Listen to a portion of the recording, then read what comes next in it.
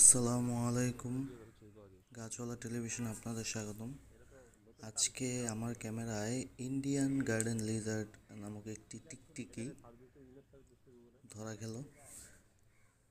দেখুন, তার মাথার অংশটা গাঢ় কমলা রঙের। এদের প্রায় আমাদের বাগানে কিংবা ঝোপঝাড়ে এদের দেখা যেত, কিন্তু ইদানিং এদের দেখা খুবই কম পাওয়া যায়। অনেক দিন পর একটি লিজার্ড দেখলাম।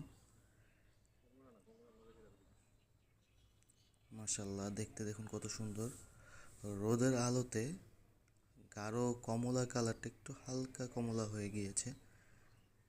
সে আমার দিকে তাকিয়ে আছে, তার ভিডিও করছি এই জন্য হয়তো। এটা প্রায় বিলুপ্ত প্রায় একটি প্রাণী।